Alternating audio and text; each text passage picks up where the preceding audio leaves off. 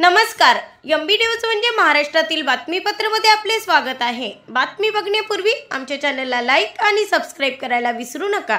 तर बघूया आजची विशेष बातमी।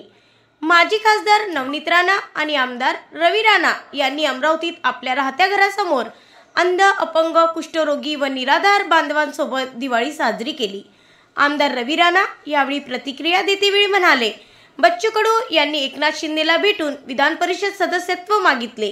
आमदार रवी राणाचा दावा बघा काय म्हणाले Ravi Rana. Bureau report, MB news, महाराष्ट्रातील बातमीपत्र, अमरावती। बिलकुल दरवर्षी गंगा सावित्री निवास हे माझं राहतं घर आहे। ज्या गरिबीचे चटके मी भोगले, माझे वडील स्वतः कॉटन मार्केटमध्ये हमाली करत होते।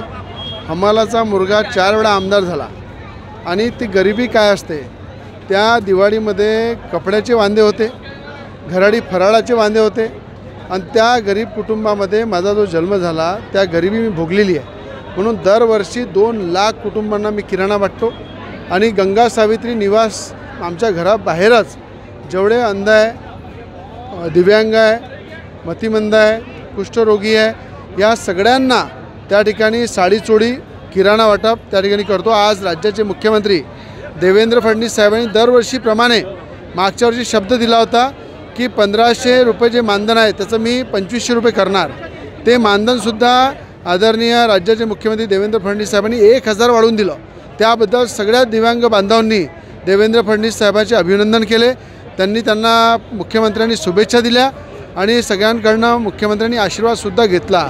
तर मला असं वाटते याच्यापेक्षा मोठी दिवाळी काय असू शकते। ज्या ठिकाणी राज्याच्या मुख्यमंत्र्यांना 1000 रुपये वाढवून दिव्यांगांचे 2500 रुपये केले, ज्या ठिकाणी अनेकांना फराळाचं, किराणा, साडी चोळी यांच्या दिवाळीमध्ये माझी दिवाळी साजरी होते असं मी नेहमी समजतो। म्हणून दरवर्षीप्रमाणे गंगा सावित्री निवासच्या बाहेर आम्ही या दिव्यांग बांधवांसोबत दिवाळी साजरी करतो, सगळ्यांना शुभेच्छा देतो, सगळ्यांचे आशीर्वाद घेतो। असं आहे माझं म्हणणं की ते 2 वेळा मंत्री होते, पालकमंत्री होते। आज शेतकऱ्याच्या मुलांनी, जे प्रवीण तायडे आहे, शेतकऱ्याच्या मुलांनी त्यांचा पराभव केला। आज किती सोंग मांडले तरी ते 4 वेळा आमदार असताना त्यांनी हे वक्तव्य का नाही केलं?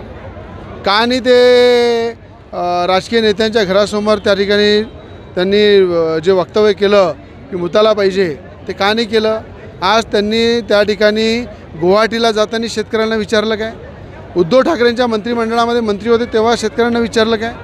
त्यांनी 4 टर्ममध्ये कुठेही शेतकऱ्यांसाठी आवाज उचलली नाही, कुठेही शेतकऱ्याच्या हिताची बाजू मांडली नाही। ते सत्तेमध्ये होते, पॉवरमध्ये होते, मंत्री होते, पालकमंत्री होते, 4 वेळा आमदार होते, तेव्हा त्यांनी कापण्याच्या भाषा केल्या नाही। आत्ता फक्त मला जे माहीत आहे ते एकनाथ शिंदे साहेबांना भेटले, त्यांनी म्हटलं की मी आंदोलन थांबवतो, मला MLC द्या, मला कुठंतरी राजकीय पुनर्वसन माझं करा, कुठंतरी मला पद द्या। अशा प्रकारचं कमिटमेंट जर आम्हाला हे सरकार करत असेल तर मी आंदोलन हे शेतकऱ्यासाठी मांडलेलं सोंग बंद करायला तयार आहे। अशा प्रकारचं नेहमीप्रमाणे ब्लॅकमेल सरकारला करण्याची त्यांनी पाऊल उचललेलं आहे। आज मला एवढंच म्हणणं आहे, दिवाळी आहे, दिवाळीच्या त्यांना मनापासून शुभेच्छा देतो। लखलख त्यांची दिवाळी जाओ, पण शेतकऱ्याच्या टाळूवरचं लोणी खाऊन स्वतः मोठं होऊ नका। लढाचं आहे तर 4 वेळा मी जेलामध्ये होतो। माझी किडनी जर कुठल्याही डॉक्टरकडनं चेक केली तर एक किडनी मी शेतकऱ्याच्या आंदोलनामध्ये गमावलेली आहे। 2-2 हजार कोटी रुपये शेतकऱ्यांनी मिळवून दिलेले आहे। म्हणून आंदोलन पाहिजे तर मनातनापासून पाहिजे, लढवई पद्धतीचं पाहिजे। कुठेही सोंग मांडून स्वतःसाठी प्राप्त करण्यासाठी आंदोलन करू नका।